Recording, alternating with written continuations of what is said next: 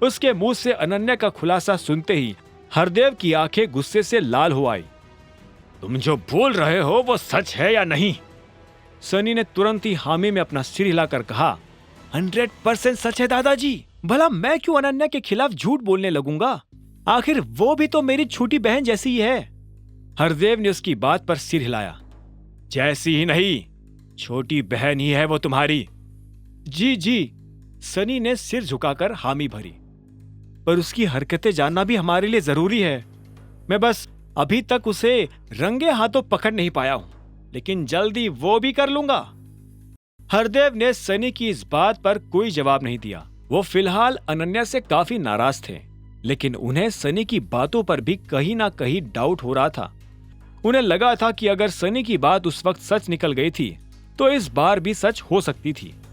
ठीक है, टाइगर की मांग यह है ना कि इस कॉन्ट्रैक्ट की इंचार्ज अनन्या रहे, तब अनन्या ही इसे संभालेंगी। हरदेव की ये बात सुनकर सनी के होश उड़ गए। उसने कुछ कहने की कोशिश करी, पर हरदेव ने बीच में ही उसको रोक दिया। हम इस कॉन्ट्रैक्ट को नहीं खो सकते सनी, तुम खुद से पहले कंपनी के बारे में सोचो। सनी चेहरा लटकाकर अपनी जगह पर खड़ा हो गया। दूसरी ओर अभिनव आज घर जल्दी पहुंच गया और वहां पर किसी को ना देखकर उसने राहत की सांस भी ली। शॉवर लेने के बाद उसने खुद के लिए नूडल्स भी पकाए और फिर उसे वो रिंग देखने की सूझी जो चिराग ने अनन्या को गिफ्ट की थी। वो उस रिंग को अपनी खरीदी हुई डायमंड रिंग से कंपेयर करना चाहता था। किस्मत से उसको वो नकली रिंग ज्वेलरी बॉक्स में बहुत ही सावधानी से रखी हुई मिल भी गई। उस रिंग को लेकर अभिनव अपनी गाड़ी में चला गया जहां उसकी रिंग रखी थी। दोनों डायमंड रिंग्स को बारीकी से देखने के बाद ही अभिनव को उन दोनों में अंतर भी नजर आ गया। हालांकि वो अंतर काफी छोटा था और आम लोग उसे वैसे भी देख नहीं पाते। उसकी परख सिर्फ एक डायमंड एक्सपर्ट ही कर सकता था।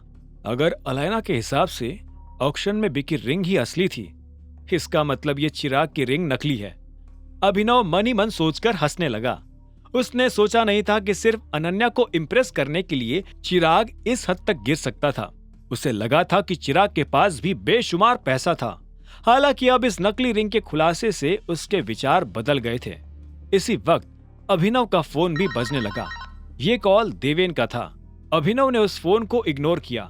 वो यही सोच रहा था कि अगर उसने अनन्या को अपनी रिंग भी दे डाली तो अनन्या इसी सवाल में उलझ जाएगी कि कौन सी असली है और कौन सी नकली। इनफैक्ट अगर अनन्या को एक बार को पता भी चल जाता है कि कौन सी रिंग नकली है, तब भी वो यही सोचेगी कि चिराग उसके लिए असली रिंग लाया था और अभिनव नकली। उसका फोन कुछ ही देर में फिर से बजने लगा। अभिनव ने गुस्से भरी सांस छोड़कर इस बार वो फोन उठा लिया। बोलो। अभिनव ने तुरंत अपनी आवाज टाइगर की तरह भारी कर ली। Hello tiger, please. आपने शेयर्स वापस लेने के लिए कहा और मैं मान गया, लेकिन अब डबल प्राइस पर मैं खुद बिक जाऊंगा। प्लीज सर, मेरे पास पैसा रेडी है। जो प्राइस हमने डिसाइड करी थी हम उस पर आज ही डील करके खत्म कर सकते हैं। देवेन इतनी इमोशनल और पतली आवाज में गिड़गिड़ा रहा था कि अभिनव को एक बार अपने स्क्रीन पर नाम चेक करना पड़ा, ये देखने के लिए कि वो सच में देवेन था भी या नहीं। स्क्रीन पर भले ही नाम देवेन का आ रहा था, लेकिन अभिनव अब भी उसके इमोशनल होने से पिघलने नहीं वाला था। उसे पता था कि इन फर्जी आंसुओं के पीछे देवेन अब भी वही मगरमच्छ था जिसने अभिनव को मारने के लिए गुंडे भिजवाए थे। देखो, मैंने ये डिसीजन मार्केट वैल्यू को देखकर ही लिया है। अगर तुम उस प्राइस पर नहीं खरीद सकते मेरे शेयर्स, तो अपनी कंपनी हैंड ओवर कर दो। जहां तक मुझे याद है तुम्हारे पास बाकी के 10% शेयर्स और चिराग के पास 20% शेयर्स है ना? मैं दोनों के शेयर्स खरीद लूंगा, ठीक है? अभिनव ने कॉन्फिडेंटली अपना ऑफर रखा। उसका ऑफर सुनते ही देवेन के चेहरे पर चुप्पी छा गई। अभिनव बेताब था ये सुनने के लिए कि देवेन का इस ऑफर को लेकर क्या डिसीजन हो सकता था। उसे ये बात भी पता थी कि फिलहाल देवेन ने चिराग से 60% शेयर्स के पैसे उधार ले रखे थे।